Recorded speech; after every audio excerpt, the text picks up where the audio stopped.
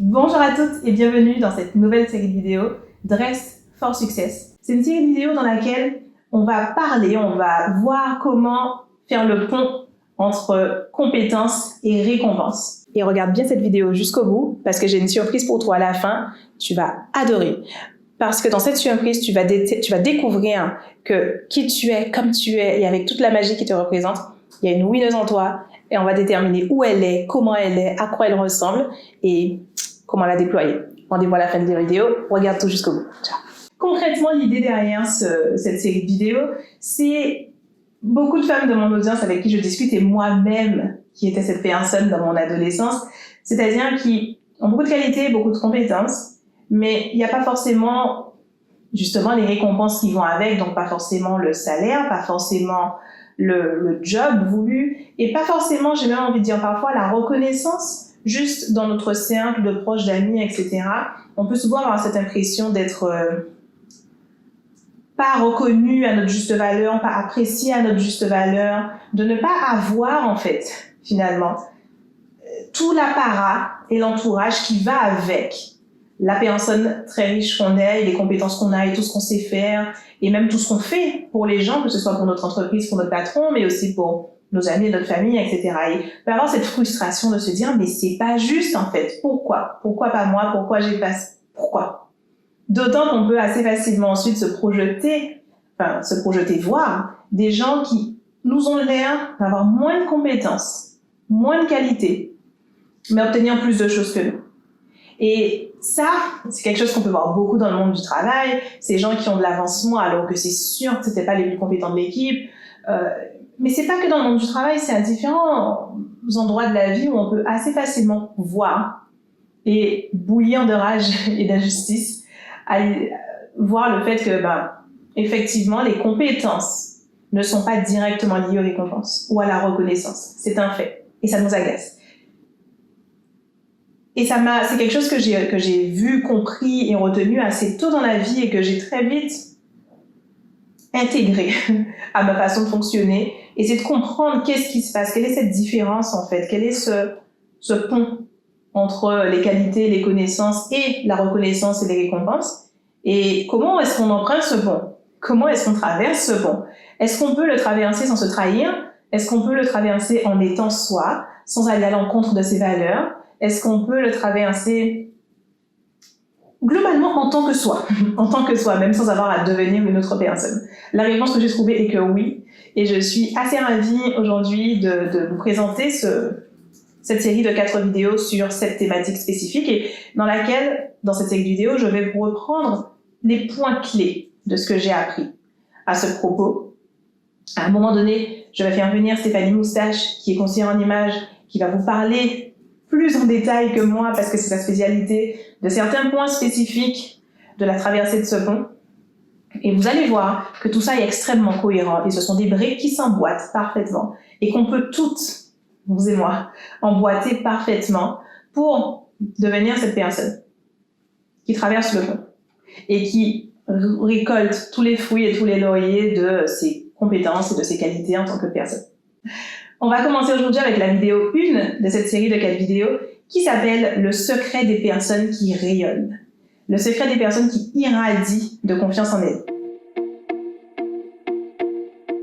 Vous pouvez considérer que je suis une de ces personnes. Je crois, de feedback de toutes les personnes qui m'entourent, je suis quelqu'un qui donne l'air d'être extrêmement sûr d'elle, d'avoir tous ces, en anglais on dirait « your shit together », c'est-à-dire que tout est bon, tout est en place, tout est emboîté, il n'y a aucun problème, je gère, je maîtrise, ok. Et c'est en partie vrai, hein? Et c'est en partie pas exactement vrai, dans le sens où ça sonne comme quelque chose qui fait partie de moi, comme si c'était inné, comme si c'était génétique, naturel et fluide, alors qu'en fait c'est quelque chose que j'ai travaillé très intentionnellement, très intentionnellement, et on va en parler dans cette vidéo.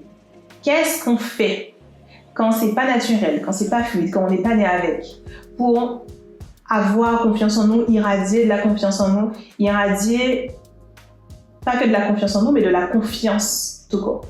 Pour vous expliquer comment ça fonctionne, pour vous expliquer comment j'ai mis en place toutes ces choses, il faut que je vous parle du moment, de l'époque où je ne l'avais pas, où j'avais pas tout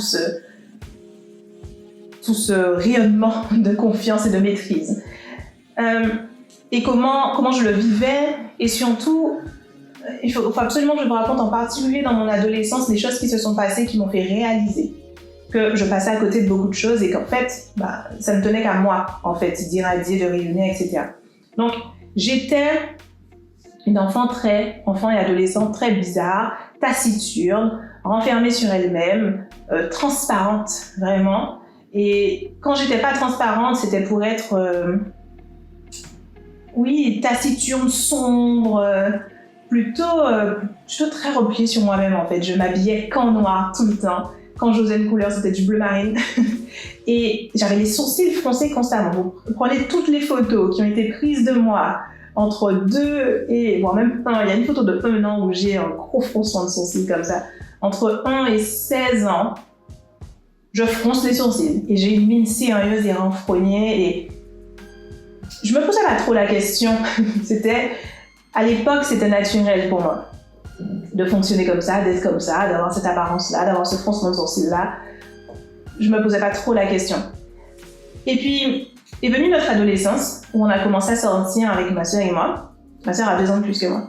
Et il y avait des règles. Donc, c'était déjà extraordinaire qu'on avait le droit de sortir parce qu'on avait des parents assez stricts de base, qui n'avaient pas été le genre de parents d'accord avec le fait que leur adolescente aille en soirée, etc. Bon, il y a eu des circonstances qui ont créé ça, on va pas rentrer dans les détails, mais mes parents venaient de se séparer, donc forcément ça relâche un peu la pression des 2 côtés. Ouais, génial, on est ados, on a le droit de sortir. Mais ma mère, et du coup mon père, même s'il habitait pas avec nous, mais il y avait quand même des règles. Vous sortez, oui, mais dans ce cadre très spécifique. Et donc on devait notamment, on partait avec un seul portable pour ne pas risquer de se faire voler les téléphones. On partait avec un minimum de choses, finalement, pour éviter de se faire voler, braquer, tout ça. Et puis, à une certaine heure, disons minuit ou 1h du matin, on devait appeler notre mère pour qu'elle vienne nous chercher à l'endroit. Ou si c'était quelqu'un de confiance qui nous y amenait, pareil, il devait nous ramener à cette heure dite, minuit, 1h du matin, quelque chose de raisonnable. Et c'était assez drôle. Ma sœur avait, donc à l'époque, je vous dis ça, soyez pas choqués, j'avais dans les 14 ans, ma sœur 16, on a commencé à sortir jeune. Ma sœur avait un petit copain, et avec qui elle aimait faire la fête, et donc on sortait, il y avait son copain qui était là, ma mère savait, je crois à l'époque, non, bon, je me rappelle plus, peu importe. On sortait, elle avait son mec, et ma sœur avait pas envie de respecter les règles en fait, elle avait envie de rester dehors tard. Elle avait envie qu'on continue de faire la fête jusqu'à 5h, jusqu'à même la fin de la fête. Et c'est elle qui se retrouvait tout le temps à tenir le téléphone, le seul téléphone qu'on avait le droit d'amener avec nous. Donc, je me rappelle une fois en particulier, c'était assez drôle. Donc je vais la voir, Axel, t'as pas vu l'heure? Il est 1h du matin. Il faut absolument, waouh, on est dans la merde. Il faut appeler maman tout de suite. Elle était sur la piste de danse. Toujours me rappelle de cette scène. Elle était sur la piste de danse. Elle dansait. Donc moi, je suis par-dessus son épaule. Axel, il faut qu'on rentre, etc. Elle me regarde. Elle tourne, vous savez, dans un chaloupé de la danse. Elle me tourne le dos et c'est terminé. Et je dis Axel. Et j'essaye de tourner autour d'elle pour lui parler. Elle s'en fout complètement. Elle tourne, elle m'ignore, elle lambada de l'autre côté de la piste de danse. Bref, le message est clair. Fiche-moi la paix, c'est pas maintenant qu'on rentre. Donc, je passe le reste de la soirée assise dans un coin à stresser. Oh mon Dieu, qu'est-ce qu'on va devenir? Maman va tellement crier, etc. Finalement, Axel consent à appeler ma mère à 5h du matin. Et donc, ma mère, évidemment, se réveille furieuse. Genre, on est en Guadeloupe, à 5h du matin, le soleil commence à se lever. En tout cas, c'était une période de l'année où le soleil commence à se lever. Donc, elle vient nous chercher à l'endroit. On est sur le chemin du retour vers la maison, c'était pas si loin que ça. Donc, le temps qu'elle vienne, il est 5h15, disons, et on est sur le chemin du retour, il est 5h20, 5h25, un dimanche matin. Et ma mère était furieuse, en train de dire, mais qui vit ça, soleil à lever en 40 à la case pour ceux qui parlent pas de créole, mais c'est quoi cette vie où je me retrouve à rentrer à la maison avec mes enfants alors que le soleil se lève? Donc pour elle, c'était un outrage incroyable, le soleil se lève. Et on arrive à la maison. Ma sœur part dans sa chambre, se met en pyjama, va dormir. Alors que ma mère est encore en train de m'habiller. moi, évidemment coupable, j'ai peur, j'ai pas envie d'aller dormir. Je me dis, c'est irrespectueux, en fait. Elle est furieuse, c'est notre faute. On peut pas partir et la laisser parler toute seule, enfin, c'est pas possible. Donc moi, je reste assise là, je suis assise à la table de la cuisine et je l'écoute, tête baissée, je fais amende honorable. Et donc elle parle, elle babille, et puis au bout d'un moment, elle dit, voilà, elle va te coucher, nanana, et voilà, on retourne se coucher. Et puis le lendemain, 2 jours après, on discute de l'incident. Et je découvre que ma mère pense, et même sûre, c'est pas sujet à débat, que c'est moi qui nous ai fait rester toute la nuit dehors, que c'est moi qui voulais pas rentrer, que c'est moi la coupable concrètement. Et c'était pas un événement isolé de notre adolescence. Concrètement, ce qui se passait, c'est que mes parents avaient des règles avec lesquelles, beaucoup desquelles, j'étais pas d'accord. Juste, mon raisonnement me faisait dire, mais quelle est cette règle? Il me semble que c'est absurde. Et beaucoup de ces choses que je trouvais absurdes à l'époque, effectivement, devenues adultes, ce sont des choses que je n'ai pas intégrées dans ma vie parce que je trouvais effectivement que c'était absurde. Donc à l'époque, j'avais des discussions avec mes parents à ce sujet. Je disais, mais je ne comprends pas cette règle. Pourquoi? À quoi ça sert? Dans quel but? Et les réponses que mes parents me donnaient n'étaient pas satisfaisantes pour moi. Donc on pouvait avoir des débats assez animés sur le sujet. Du coup, j'étais officiellement la rebelle. La rebelle qui en plus est taciturne, elle est toujours habillée tout de noir, elle a toujours les sourcils froncés. Donc c'est vrai que mon rapport avec mes parents avait ce côté conflictuel. Et en plus, je n'avais pas cette capacité à avoir une relation légère avec mes parents, discuter avec eux, plaisanter avec eux, rigoler avec eux. Ma sœur, elle avait cette capacité. Et elle ne discutait jamais des règles avec mes parents. Et d'ailleurs, c'est assez drôle, un de ses 3 enfants aujourd'hui, exactement comme moi, il veut discuter des règles constamment, ça la rend folle. Elle ne discutait pas des règles. Elle était sympathique avec mes parents, joviale, ils plaisantaient ensemble, ils avaient une bonne relation, ils rigolaient, discutaient ensemble. Contrairement à moi qui était taciturne. Elle ne remettait pas en question les règles. Et c'est le 3e point où le bas blesse, elle était totalement prête à enfreindre les règles. Moi, je n'avais aucune envie d'enfreindre les règles. J'avais envie de respecter mes parents, je suppose, une rebelle en moi, puisque je n'étais pas d'accord avec les règles, mais j'avais aussi cette idée que en même temps, tant que je suis sous leur toit, je fais ce qu'ils veulent, et vivement que j'ai mon bac pour partir, vivre la vie que je veux vivre, en fait. Ma sœur, elle n'avait pas de vivement le bac. Je dis, ça peut commencer dès maintenant, faut juste le faire bien. Et concrètement, toute notre adolescence, peut-être même jusqu'à maintenant, mes parents étaient sûrs que j'étais celle qui désobéissait, que j'étais celle qui ne respectait pas les règles. Parce que ma sœur et moi, on faisait tout à 2, et du coup, s'il fallait deviner dans le binôme qui, ils considéraient que c'était moi. Et moi, j'avais pas le cœur de balancer ma sœur, donc c'est moi qui prenais tout sur moi. Du coup, j'étais celle qui respectait le plus leurs règles. De mon point de vue, du coup, ma attitude était plus respectueuse envers eux, mais je n'avais pas les récompenses. Ma sœur avait les récompenses. Ma sœur avait les récompenses de la bonne enfant, c'est-à-dire qu'elle avait le droit de sortir, qu'il pouvait demander est-ce que l'on peut aller à tel endroit, et on lui disait oui. Si je posais la même question, on allait dire non. Du coup, elle pouvait demander de temps en temps un nouveau petit top, un nouveau petit jean. Elle avait globalement plus de largesse, en fait, avec mes parents que moi. Moi, elle n'avait aucune marge de manœuvre.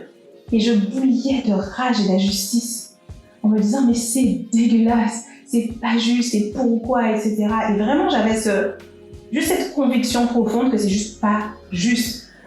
De nos jours, ça pourrait être vraiment, c'est toujours les meilleurs qui trinquent. Mais en fait, il m'a fallu du temps, un peu plus tard, pour réaliser que c'est injuste, oui, mais en même temps, mes parents sont pas en train d'être injustes exprès. Ils croient sincèrement que je suis coupable. C'est pas méchant donc de leur part. Ils croient que je suis celle qui désobéit. Ils ne savent pas que j'ai envie de les respecter et que je les respecte. Que je respecte leurs règles et les règles de leur foyer. Ils savent pas. Parce que je ne leur ai jamais dit explicitement. Et ils savent pas parce que je suis taciturne, renfermée, je suis dans mon coin, etc. Tout ce qu'ils savent de moi, en fait, de ce qu'ils puissent observer, je suis toujours habillée tout de noir et je suis toujours dans mon coin, dans mes livres et je parle à personne et j'ai les sourcils foncés. Pour eux, ça coïncide avec quelqu'un qui désobéirait. Alors que tout ce qu'ils savaient de ma sœur, elle est lumineuse, elle est sympathique, elle sourit, elle rigole et elle ne proteste jamais, coïncide avec quelqu'un qui respecterait les... Cette expérience est une grosse métaphore pour la vie. Parce qu'en fait, souvent, on a des qualités. On a des qualités et des compétences. Dans mon cas, c'était obéissance. Dans votre cas, ça peut être vous êtes la meilleure de votre équipe techniquement. Ou ça peut être vous allez à la banque et vraiment votre investissement pour lequel vous argumentez est très très bon. On peut avoir la qualité, on peut avoir la compétence. Mais si ce qu'on laisse voir de nous, ce qui est visible à l'œil nu, je dis bien à l'œil nu, visible comme ça, de prime abord, sans vous connaître intimement, sans être quelqu'un avec qui vous déjeunez, dînez et passez beaucoup de temps, juste de base, la relation standard que quelqu'un a avec vous, ce qu'elle voit de vous, c'est ce qu'elle va juger de vous. De la même façon que ce que mes parents voyaient de moi, c'est ce qu'ils jugeaient de moi. J'ai jamais eu une discussion avec eux sur mon envie de respecter leurs règles et de ne pas les embarrasser, de ne pas leur faire honte avec une fille rebelle qui fait n'importe quoi de leur point de vue. Donc ils savaient pas. De la même façon que si vous avez jamais parlé à votre chef de ce que vous faites en plus et de vos qualités, de vos compétences, il n'est pas au courant. L'autre aspect de ça, ce sont les émotions. On est, en tant qu'humain, assez biaisé par nos émotions et pour reprendre l'exemple de mes parents, ce que je voyais aussi, c'était que comme ils avaient des émotions négatives associées à leur rapport avec moi, ces fameuses discussions confrontantes, alors ils avaient envie de croire des choses négatives à mon égard, plus qu'ils avaient envie de croire des choses positives. Et comme ils avaient avec ma sœur ce rapport extrêmement agréable, joyeux, etc., c'est des émotions positives de passer du temps pour eux avec ma sœur, alors ils avaient envie de croire des choses positives à son propos. Ils n'avaient pas envie de croire à sa rébellion et à sa désobéissance. Et c'est pareil là encore dans la vie. Quelqu'un qui a des émotions positives associées à vous a envie de croire les choses positives à votre propos. Mais si, dans ce que vous avez laissé transparaître, il n'y a que le négatif, alors, ils vont avoir envie de penser et de croire des choses négatives à votre propos. Et dans le monde, on peut trouver de tout. Si on a envie de voir du négatif, on va en voir. Et si on a envie de voir du positif, on va en voir. Donc, c'est vraiment juste une question de dans quelle direction on est biaisé. Donc si on rassemble un peu tout ça, toutes ces petites graines que j'ai semées dans cette vidéo, donc pour parler de ce secret de rayonnement dont je parle, d'irradier de la confiance en soi et de la confiance tout court, donner envie qu'on m'écoute, donner envie qu'on me parle, donner envie de me faire confiance, tout simplement, on en revient à cette idée. J'ai pris conscience à un moment donné que ce que je laissais voir de moi de prime abord n'était que les aspects contrariants. Il y avait plein d'autres choses en moi de très positifs, sauf que c'était pas les choses que je faisais sortir de moi. Donc j'ai décidé consciemment, à un moment donné, de faire sortir le positif de moi. J'ai décidé que quitte à être présente au monde, quitte à ce que des gens soient en contact avec moi, et ça c'est pas de mon choix, quel que soit à quel point j'essaie d'être ermite et j'ai essayé, on a quand même toujours un rapport avec des gens. Même si c'est très peu de gens, on a un rapport avec des gens. Et ils vont quand même avoir un impact sur notre vie. Donc, quitte à être dans cette situation, autant tirer le meilleur. Et donc, j'ai commencé simplement à faire l'effort, et au début c'était bizarre, de juste sortir d'autres aspects de moi. Des aspects qui n'étaient que pour moi ou que pour des personnes très intimes qui me connaissaient très bien. Je pouvais commencer à être cette personne-là avec plus de gens, plus naturellement, plus spontanément, de façon à ce que on ait des biais positifs à mon égard plutôt que des biais négatifs, et de façon à obtenir les récompenses. Et ça, on va y revenir. Je suppose que ce que je veux que vous reteniez, c'est ce point. Est-ce que ce qui se voit de vous de prime abord, c'est des aspects contrariants? Est-ce que ce sont des aspects contrariants? Est-ce que ce sont au contraire des aspects positifs? Et l'autre chose, c'est tout le reste, tout le décorum, au-delà de montrer les aspects positifs de soi, c'est aussi être capable de respecter les codes, finalement, de la confiance en soi et de l'aisance. Quand j'ai interrogé mon intériorité pour savoir qu'est-ce qui étaient mes qualités et mes compétences, je me suis dit, mais je crois que je pourrais être quelqu'un qui a confiance en soi. Du coup, j'étais sûre de ne pas avoir confiance en moi et d'être une personne, une toute petite souris dans son coin, timide et effacée, etc. Et quand je me suis sondée, j'ai réalisé, mais je pense pas en fait. Je pense que je pourrais être quelqu'un qui a confiance en soi si seulement j'arrivais à exprimer ma confiance en moi. Ça, c'est bizarre. Et j'ai commencé à exprimer ma confiance en moi extérieurement d'abord, dans mon apparence. Donc j'ai réalisé que avoir constamment la tête baissée, les épaules voûtées, ça donnait pas l'impression qu'on avait confiance en soi. Hésiter avant de parler, ça donne pas l'impression qu'on a confiance en soi. Formuler ces phrases en interrogative, ça donne pas l'impression qu'on a confiance en soi. Et j'ai pu comme ça pointer du doigt tous les éléments de ce que je faisais qui ne n'émanaient pas du tout la confiance en soi et les corriger un à un.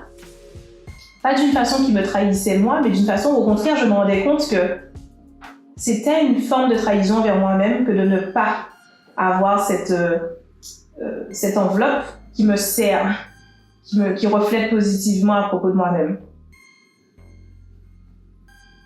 Et voilà, vous avez le secret, qui n'en est pas un.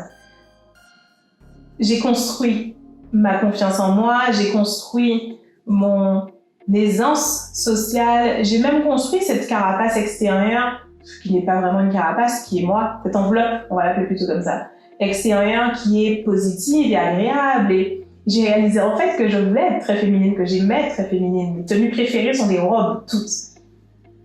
Pas parce que je suis réagée à quoi que ce soit, parce que sincèrement, c'est ce que j'aime le plus. Donc aujourd'hui, quel que soit à quel point tu as l'impression que tu n'es pas quelqu'un qui a confiance en toi, que tu n'es pas quelqu'un de lumineux, que tu n'es pas une personne radieuse, que tout le monde aime bien, que tu n'es pas si, ça et ça. La première question que j'ai envie de te poser, c'est à quel point est-ce que tu as internalisé ce que les gens interprètent de ta projection? Est-ce que, juste parce que tu étais un peu timide et réservé, les gens ont cru que tu étais sauvage et du coup toi-même tu crois que tu es sauvage alors que c'est pas vrai? Est-ce que vraiment toutes ces choses que tu as l'impression de ne pas être ne sont pas juste des projections? Vraiment, tu prends en miroir ce que les autres te renvoient. Et surtout, la deuxième chose que je dois te dire, c'est que ces choses-là, ça se construit. Quand bien même tu ne l'es pas, admettons. Tu considères que tu n'es pas une personne qui a confiance en elle, que tu n'es pas une personne qui se sent belle et radieuse, et que du coup, ben voilà, c'est pour ça que tu ne l'es pas. Admettons. Je ne l'étais pas non plus.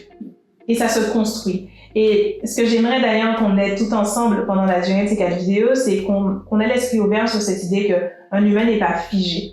Un humain évolue dans le temps. On développe des qualités, on développe des compétences. Et la confiance en soi est une compétence comme les autres. L'estime de soi est une compétence comme les autres.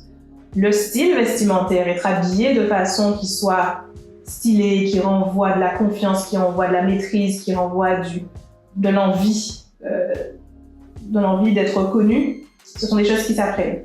Tout s'apprend. On évolue en tant qu'humain, on apprend des choses. Quand on est tous allés à l'école pendant minimum 15 ans, on a appris un tas de choses. Et ça nous a pas semblé fou. Maintenant qu'on est adulte, on continue d'apprendre un tas de choses. Certaines, on les apprend passivement, certaines, on les apprend activement via la formation continue au travail. Mais il faut qu'on ait conscience du fait que les qualités humaines sont des choses qui s'acquièrent également. Pas que le graphisme ou l'informatique ou le management ou que sais-je. Non. La confiance en soi, l'estime de soi, la niaque, la détermination, ce sont des choses qui s'apprennent. La discipline, c'est quelque chose que j'ai appris à 26 ans. Ce sont des choses qui s'apprennent. Et vous pouvez apprendre de la même façon que j'ai appris. Donc on va voir dans la vidéo suivante comment, concrètement, quelles sont ces choses, quelles sont ces briques élémentaires à mettre en place pour avoir cette aura, pour émaner cette confiance en soi et cette confiance tout court, et pour être cette personne qui obtient les récompenses de la compétence. Et en attendant l'épisode 2, je vous ai préparé un guide en PDF pour vous aider à déterminer comment vous allez pouvoir émaner et développer toutes ces qualités humaines de winners, donc de personnes qui obtiennent les récompenses de la compétence, sans pour autant vous trahir. C'est important que chaque humain reste qui il est et qu'on honore et qu'on respecte qui on est au fond et qu'on puisse exprimer justement la beauté de qui on est dans le monde. Et du coup, dans ce guide, quel genre de winneuse es-tu? Je vais t'accompagner à déterminer quel profil de winneuse tu es. Il n'y a pas un type de personne qui gagne et soit on est cette personne, soit on n'est pas cette personne. Tous les types de personnes peuvent gagner et en fonction du type de personne qu'on est, il va y avoir différents chemins vers la victoire, différents ponts vers la récompense. Donc, j'ai démarré cette série de vidéos en disant le pont vers la récompense. En réalité, il y en a plusieurs. Simplement, il y en a un qui te correspond en fonction de qui tu es. Donc, dans ce guide, tu vas pouvoir découvrir tout ça, faire un petit retour sur ta personnalité et qui tu es, et tu verras quel est le meilleur chemin pour toi vers les récompenses, la reconnaissance et tout ce qui va avec. Donc, clique donc sur le lien dans la description, télécharge ce guide, dis-moi ce que tu en penses, et on se dit à presque tout de suite dans la vidéo 2. Ciao!